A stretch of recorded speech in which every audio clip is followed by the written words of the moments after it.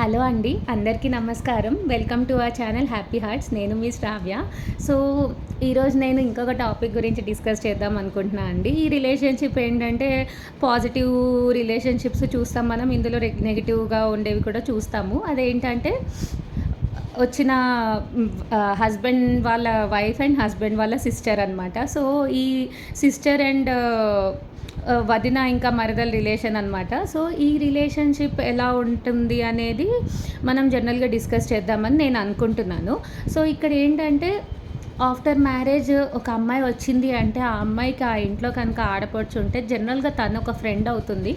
Because ఇంచుమించు age కొంచెం అటు ఇటుగా మ్యాచ్ అవ్వచ్చు మోస్ట్ ఆఫ్ ద సిచ్యుయేషన్స్‌లో.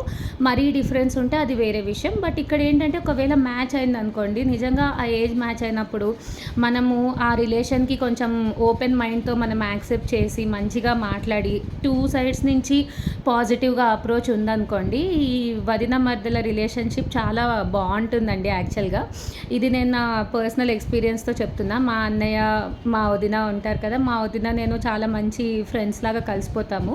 బికాజ్ నేను ఫస్ట్ నుంచి ఒకటే డిసైడ్ అయ్యా. మా అన్నయ్యకి మ్యారేజ్ అయితే వచ్చిన అమ్మాయి నాకు వదిన అవుతారు. తనతో చాలా బావుండాలి అనే ఫీలింగ్ నాకు ఫస్ట్ నుంచి ఉండింది. ఇది ఎందుకుంది అంటే, ఇప్పుడు వాళ్ళు ఒక ఫ్యామిలీ నుంచి వస్తారు మన ఇంటికి. మన ఇంట్లో మనం మనం వాళ్ళని ఎంత వెల్కమ్ చేస్తామో అంతే వెల్కమ్ వాళ్ళ నుంచి కూడా మనకు దొరుకుతుంది. సో, ఆబ్వియస్‌గా ఇప్పుడు మా అన్నయ్య బావుండాలి, మా అమ్మ నాన్న నాతో బావుండాలి అంటే మా వదినతో కూడా నేను బావుండాలి. ఆబ్వియస్‌గా గివ్ అండ్ టేక్ అది కదా ఏదైనా కానీ. సో, ఇప్పుడు నేనెళ్తే నాకు రెస్పెక్ట్ ఉండాలి, నాకు అన్నీ చేసి పెట్టాలి, ఇలానే ఉండాలి. సో, అట్లా ఒక రెస్పెక్ట్, ఒక పొజిషన్ ఉండాలి మనకి అనే థాట్‌తో మనం ప్రొసీడ్ అయ్యామనుకోండి, ఆ రిలేషన్‌షిప్‌లో ఫ్రెండ్‌షిప్ అనేది రావటానికి చాలా టైం పడుతుంది. ఓకే, మనం రెస్పెక్ట్ ఇవ్వకూడదు అని కాదు. ఇప్పుడు మనకి వాళ్ళు ఇచ్చినట్టు మనం కూడా వాళ్ళకివ్వాలి. So, mutual respect and mutual exchange of opinions అనేవి జరగాలక్కడ. సో, ఇలాంటి ఇనిషియేటివ్స్ మనం కూడా తీసుకొని, లైక్ మనకు బ్రదర్ కానీ, సిస్టర్ కానీ ఉంటే మనం కూడా ఒక ఇనిషియేటివ్ తీసుకొని, ఇలా మ్యారేజెస్ అయిన తర్వాత మనం కూడా వాళ్ళతో ఫ్రెండ్‌షిప్ డెవలప్ చేసుకొని సరదాగా మాట్లాడుకుంటూ సరదాగా ఉన్నామనుకోండి, ఒక లైవ్లీ అట్మాస్ఫియర్ క్రియేట్ అవుతుంది.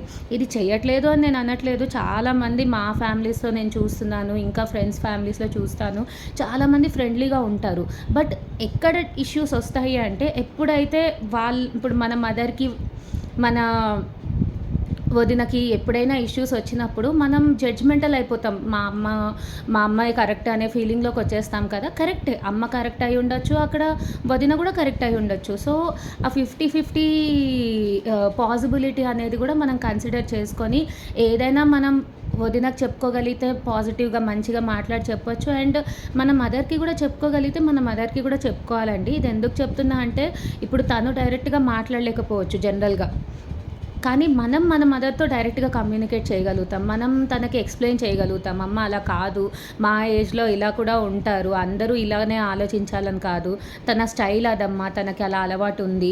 అలా మనం చెప్పాలి. చెప్తే మన మదర్స్ కూడా అర్థం చేసుకుంటారు. ఎందుకంటే ఒక డాటర్ చెప్పిన ఇంపాక్ట్ అనేది ఖచ్చితంగా మదర్ మీద ఉంటుంది కదండీ. సో, ఆ ఉద్దేశంతోనే నేను ఇక్కడ చెప్తున్నాను.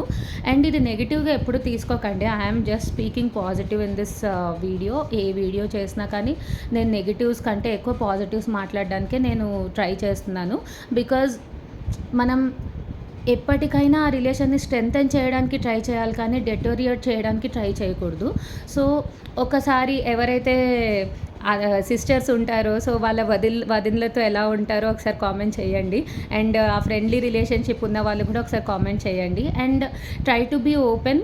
మన వదిన ఎలానో మనం కూడా అలానే రేపొద్దున, ఆర్ మన మరదలు ఎలానో మనం కూడా అలానే. సో, ఆ రిలేషన్‌షిప్‌కి ఎంత ఓపెన్‌నెస్ ఇచ్చి ఎంత పాజిటివ్‌గా తీసుకెళ్తే అంత బావుంటుందండి. సో, ఇది నాకు జస్ట్ షేర్ చేసుకోవాలనిపించింది. So, hope you like this video. Thank you so much for watching అండి.